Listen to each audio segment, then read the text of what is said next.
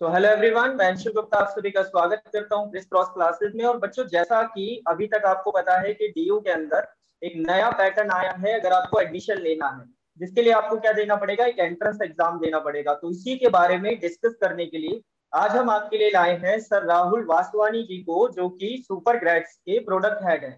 तो इनसे आज हम जो भी हमारे डाउट्स हैं, जो भी बातें हैं, उनके बारे में डिस्कस करेंगे और आपको भी क्लियरिटी आएगी। और सर अपने एक्सपीरियंस के बेस पर आपको समझाएंगे कि किस तरीके से आप इन सब चीजों के साथ डील कर सकते हैं। तो hello sir, welcome to criss cross classes.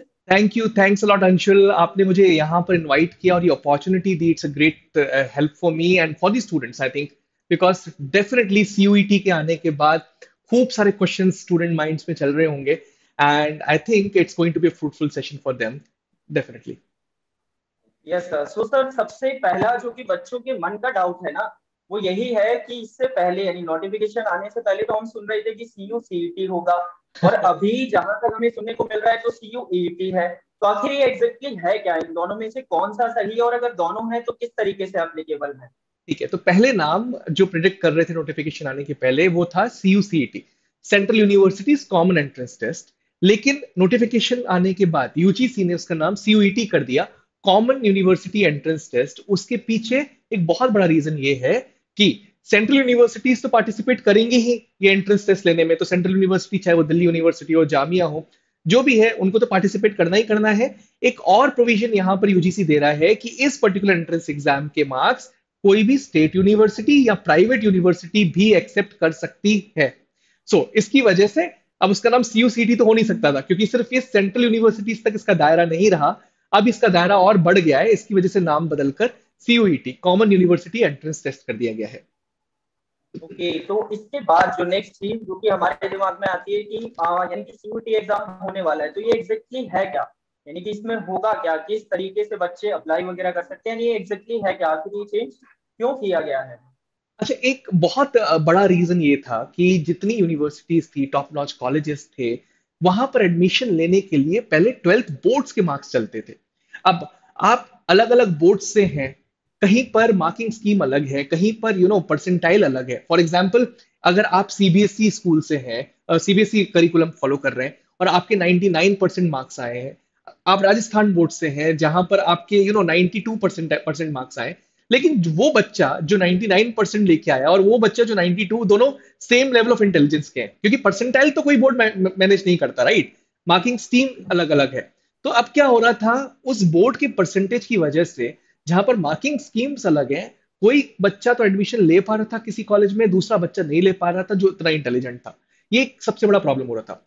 दूसरा, सब्जेक्टिव मार्किंग स्कीम का जो एक बायस था। मतलब मान लो मैं टीचर हूं, मैं ना हाथ से नंबर दे रहा हूं, हो सकता है मुझे एक क्वेश्चन जो बहुत परफेक्ट है वहां में 10 में से 10 दे दूं, लेकिन कोई और टीचर उसको परफेक्शन पर सिर्फ 9 नंबर देना आते हैं, 10 नहीं देना आते। तो एक नंबर की वजह से सीट छूट रही थी। बहुत बड़ा बवाल मचा हुआ था कि जो डिजर्विंग कैंडिडेट्स है वो नहीं जा पा रहे हैं।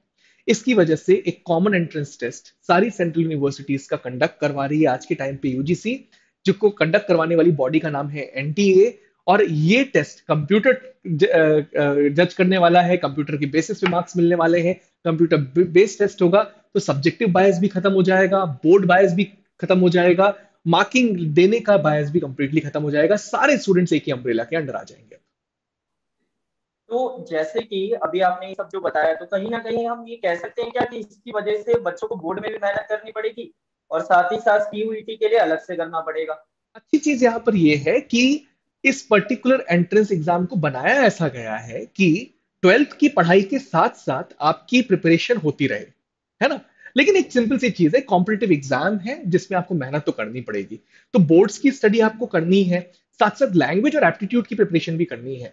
तो आपको पैरेलल अप्रोच रखनी पड़ेगी जिसमें आप बोर्ड्स को और साथ साथ सीयूईटी की प्रिपरेशन को साथ साथ लेके जा सके। और 12th का ही सिलेबस आने वाला है डोमेन स्पेसिफिक पार्ट में, तो कभी ये प्रॉब्लम आनी नहीं वाली है।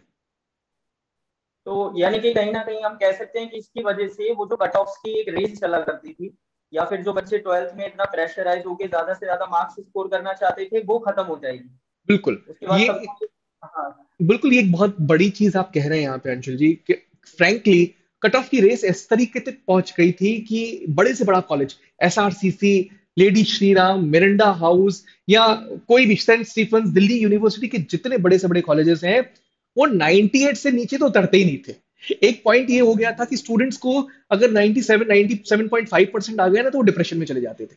अब वो जो हम्म। प्रेशर था कि बहुत ज्यादा स्कोर करना ही है एक अच्छे कॉलेज में जाने के लिए, वो कंप्लीटली वॉश आउट हो जाएगा। बस आपको एक एग्जाम के अंदर compete करना है और उधर अपना बेस्ट देना है, that's the final motive now. Hmm.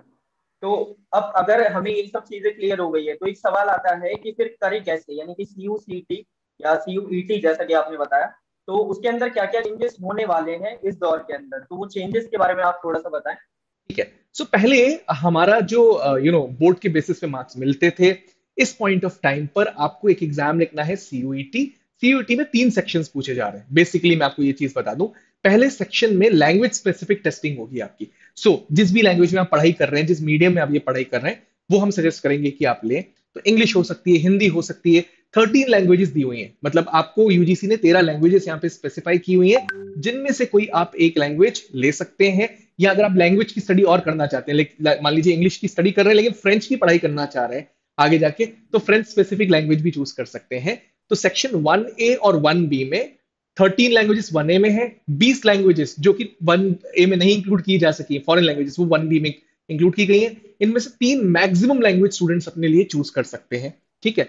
But mostly students को जो इंग्लिश में पढ़ रहे हैं वो इंग्लिश मीडियम से एक लैंग्वेज यूज कर सकते हैं।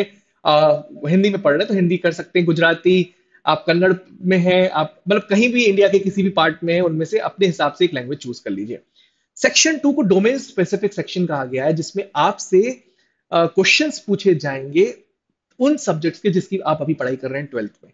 बस एमसीक्यू बेस्ड क्वेश्चंस रहेंगे। ट्वेल्थ में पढ़ाई कर ही रहे हैं आप, उसके एमसीक्यू बेस्ड क्वेश्चंस रहेंगे। तो अगर आप कोई भी सब्जेक्ट पढ़ रहे हैं, अभी आप आर्ट्स स्ट्रीम में है, साइंस में है, कॉमर्स में है, वही आपको सब्जेक्ट्स का एक पेपर देना है। तीसरा, जनरल टेस्ट। जिन यूनिवर्सिटीज को डेफिनेटली अपने कुछ कोर्सेज के लिए जनरल टेस्ट की आवश्यकता है, वो जनरल टेस्ट भी रख सकते हैं। जैसे कि यूनिवर्सिटी ऑफ दिल्ली ने बीए के सारे कोर्सेज के लिए जनरल टेस्ट को अनिवार्य किया है।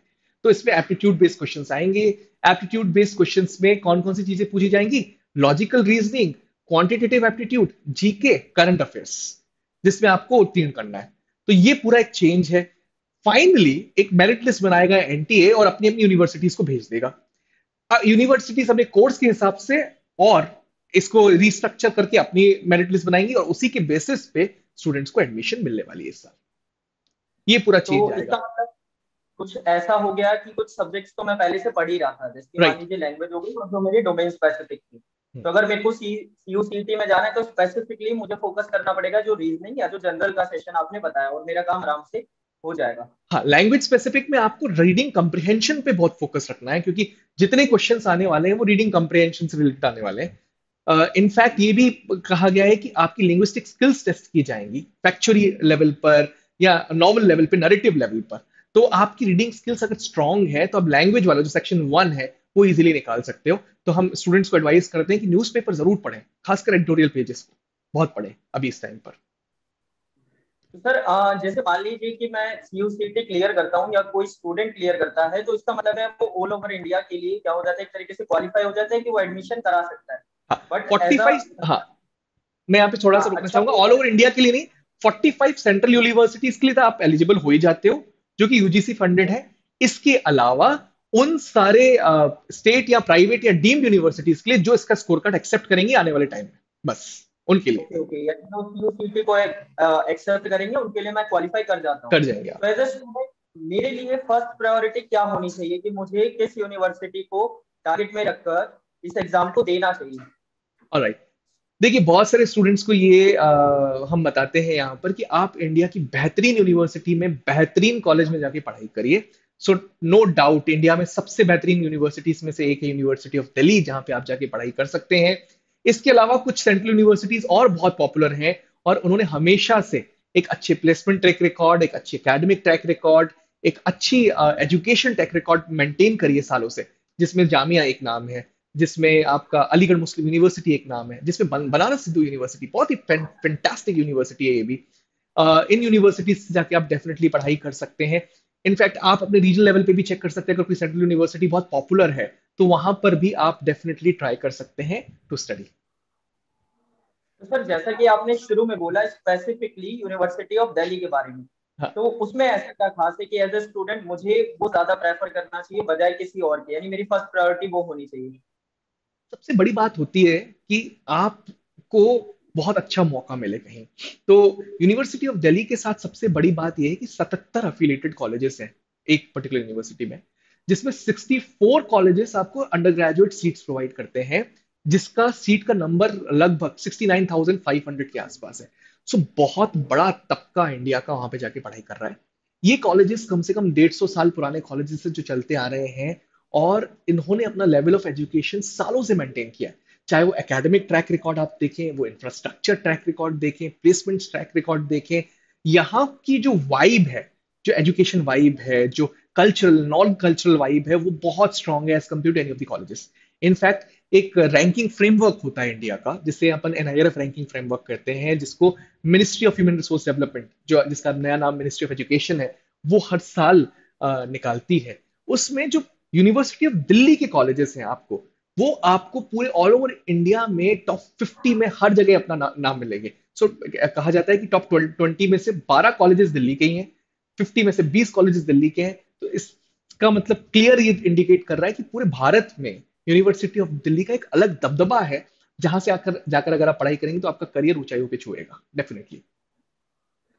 सर एक और जो छोटा सा बच्चों के मन में डाउट है, या हम कह सकते हैं कि थोड़ा काइंड ऑफ रिग्रेट है, कि उनका मानना ये है कि भाई हम ट्वेल्थ में आए तो दो टर्म ऑर्गेनाइज कर दिए गए, और अब हम कॉलेज में जाने के लिए तैयार है तो सीयू सीईटी ला दिया गया। तो फिर हम इसे कैसे जस्टिफाई कर सकते हैं उन स्टूडेंट्स के लिए जिनको कहीं ना कहीं ऐसा लग रहा है कि उनकी बारी में ही ऐसा क्यों? क्योंकि मन में बच्चों के ये बहुत ज्यादा डाउट है कि हर बार हमारे साथ कि हम ट्वेल्थ में आए तो दो टर्म थे, उसके बाद फिर अब यहाँ पर थोड़ा सा अजीब सवाल है, बट बच्चों के मन में सबसे काफी बड़ी ज्यादा बात है। यह है, ये एक बहुत लॉजिकल चीज है कि अगर कोई चेंज आता है तो अपोजिशन जरूर होता है। और चेंज जब तक कंप्लीटली हो नहीं जाता, हो सकता है वो चेंज आपके भले के लिए हो, और यहाँ पर आपका बहुत बड़ा भला कर रहा है ये एक एंट्रेंस एग्जाम। क्यों? क्योंकि डिप्रेशन रेट स्टूडेंट्स में बहुत बढ़ गया था एक पॉइंट ऑफ टाइम में, और अच्छे कॉलेज में जाके पढ़ाई नहीं कर सकते थे। एजुकेशन का स्तर फिर भी गिर रहा था, क्योंकि आपने देखा होगा लोकल लेवल कॉलेजेस में पढ़ाई उतनी स्ट्रांगली हो ही नहीं रही थी, क्योंकि कोई सेंट्रल लेवल पे एंट्रेंस टेस्ट था ही नहीं। और आपने देखा होगा बाकी जितने प्रोफेशनल एग्जाम्स है, चाहे वो नीट हो गया, आईआईटी जेई हो गया, वहां पर आपको अच्छे से अच्छा कॉलेज मिलेगा। शिक्षा का स्तर वहां पे सुधर रहा है। वहां पे जो अगर कोई नीचे वाला कॉलेज है, वो भी अच्छा परफॉर्म कर रहा है आज के टाइम पर, बजाय एक सिंपल आप बीकॉम बीए, मतलब ऐसी बात हो गई थी कि यार बीकॉम वाले की शादी नहीं होती है, बीए वालों की शादी नहीं होती इजिली, ये इस लेवल पे बात आ गई थी। जबकि आप अगर यूनिवर्सिटी ऑफ दिल्ली से बीकॉम कर रहे हैं तो आप अच्छे खासे कॉलेज से बीटेक या बीई करने से भी बेहतर हैं। ये वाली चीज है। तो क्यों ना शिक्षा के स्तर को एक अलग लेवल पर लेके जाया जा सके। तो कंपटीशन अगर होगा, एक एंट्रेंस टेस्ट होगा, तो धीरे धीरे सारी यूनिवर्सिटीज अपना लेवल खुद ब खुद इंप्रूव करेंगी, और आप एक अच्छी एजुकेशन के थ्रू होकर निकलेंगे। तो ये स्टूडेंट्स के लिए एक बहुत अच्छी बात हो रही है, जिसको उनको वार्म वेलकम करना चाहिए। एंड डेफिनेटली इस दौर में हो रहा है, तो ये उनके लिए एक अच्छी बात है। Like it's a blessing in disguise, I would say. So आप लोग को इसको वार्म वेलकम करिए, रादर देन सेइंग कि यार हमारे साथ ही ऐसा क्यों हो रहा है। It's something which should not be said. Sir एक जो छोटी सी और चीज है, जैसे कि बच्चे हैं अब उन्होंने ट्वेल्थ क्वालिफाई कर लिया, तो अब उनके मन में ये डाउट है कि आखिर हम शुरुआत कहाँ से करेंगे, यानी हमारे को जो हमने सब्जेक्ट्स डोमेन स्पेसिफिक है वो तो हम पढ़ रहे थे, बट क्या सिर्फ उतना ही आएगा या उससे बाहर भी आ सकता है? जैसे आपने कहा कि करंट अफेयर होंगे, तो कितने हो सकते हैं, क्या क्वांटिटी, मतलब कहाँ से शुरू करें, कहाँ तक करें, या जो सिर्फ रिसेंट में है वही करें, रीजनिंग में है बाकी में, तो सिलेबस कैसे होगा, इसका कुछ आइडिया? डेफिनेटली सुपरक्रेट्स आपको बहुत मदद करेगा वहां पर। We have been running lot of courses and classes, and let me tell you Anshul ji, यहाँ पर हम लोग हर टाइप का बैच उतार रहे हैं, चाहे वो डोमेन स्पेसिफिक बैच हो, क्योंकि वहां पर बस डिफरेंस ये है, होगा डेफिनेटली 12th एनसीईआरटी, लेकिन एमसीक्यू बेस्ड। आप लोग मोस्ट सब्जेक्टिव प्रिपरेशंस करते हैं, तो हमको पता है कि हम आपको ऑब्जेक्टिव प्रिपरेशंस कैसे करा सकते हैं। लैंग्वेज स्पेसिफिक की बात की जाए तो इंग्लिश में क्या क्या पढ़ना है, फैक्चुअल चीजें क्या पढ़नी है, नरेटिव चीजें किस तरीके से पढ़नी है, कैसे इन डेप्थ में जाके पढ़ाई करनी है, वहां स्टडी होगी। Last but not the least, general test, definitely aptitude has been our course since beginning. हम लोग स्टूडेंट्स को वैसे भी न्यूमरस एंट्रेंसेस की प्रिपरेशन करवाते आ रहे थे from the finest faculty team of the country. तो वहां पर भी हम आपको हेल्प कर सकते हैं। हम आपको एडवाइस करेंगे। अगर आप मेंटर सपोर्ट लेंगे सुपरग्रेड्स की, तो आपको वहां पर जरूर हेल्प मिलेगी। आप हमारे कोर्सेज चेक कर सकते हैं www.toprankers.com पे। पढ़ाई कैसे करनी है, एक मेंटर का सपोर्ट यहाँ पर आप जरूर ले सकते हैं। सुपरग्रेड्स एक बहुत अच्छा मेंटर हो सकता है। अगर नहीं लेना चाहते तो कुछ एडवाइस मैं आपको दूंगा। डोमेन स्पेसिफिक की पढ़ाई आप 12th के साथ करें। एमसीक्यू बेस्ड ज्यादा स्टडी करें। पार्ट 1 में लैंग्वेज स्पेसिफिक जो स्टडीज आप कर रहे हैं वहां पर रीडिंग आपको बहुत इंप्रूव करनी पड़ेगी आपकी। पार्ट 3 जो है आपका जनरल टेस्ट, वहां पर शुरू से लग जाए, क्योंकि वो बहुत बड़ा डिसाइडिंग फैक्टर हो सकता है। अगर आप कोई ऐसी यूनिवर्सिटी या कॉलेज चूज कर रहे हैं जहां पे कंपटीशन इन्वॉल्व है और वो जनरल टेस्ट कंडक्ट करवा रहा है, तो सो दैट्स द नीड। तो सर जैसे कि आपने सुपर ग्रेड्स के बारे में बताया कि आप भी इसके लिए तैयारी करा रहे हैं, तो आपकी अप्रोच क्या रहती है जैसे आप किसी स्टूडेंट से डील करते हैं, तो वो अप्रोच क्या रहती है कि किस तरीके से उसे निखारना है, कि उस काबिल बनाना है कि वो उसे क्लियर कर सके? तो students, we have had a fantastic journey, क्योंकि हम लोग आईपीएम में पिछले साल बहुत अच्छे रिजल्ट्स दिए। We have given fantastic results in Shaheed Sukhdev College of Business Studies Delhi के अंदर by the DU JAT examination that used to happen last year. हम लोग स्टूडेंट्स को बहुत कॉन्क्रीट मेंटरशिप सपोर्ट देते हैं। We have finest faculty team in the country, exclusive study material, mocks हम लोग प्रोवाइड करते हैं बिल्कुल एग्जैक्ट एग्जाम पैटर्न पे, ताकि आप वो मॉक्स लिखें तो जिस दिन आप एग्जाम देने जा रहे हैं आपको लगे ही नहीं कि कोई डिफरेंस था उस मॉक और इस पर्टिकुलर एग्जाम में। इसके साथ साथ हम लोग आपको परफॉर्मेंस मेंटरशिप सपोर्ट देते हैं, जहां हमारे मेंटर्स आपसे मुखातिब होते हैं और चेक करते हैं कि आपका परफॉर्मेंस किस तरीके से चल रहा है। सो ये कुछ हमारे पैरामीटर्स हैं जिसपे अपन काम करते हैं, एंड स्टूडेंट्स को from scratch to finish prepare करवा रहे हैं। मतलब ग्रेजुअली किस तरीके से वो आगे बढ़ सकते हैं, ये हमारी प्रिपरेशन अप्रोच रहती है।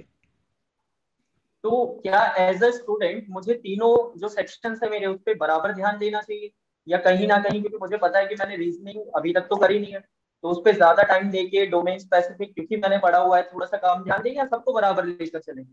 ये बहुत इंपॉर्टेंट क्वेश्चन अंशुल जी आपने मुझसे पूछा, और मैं ये कहूंगा, आप ये पहले पता करिए कि आपको जाना कहाँ है, किस यूनिवर्सिटी में।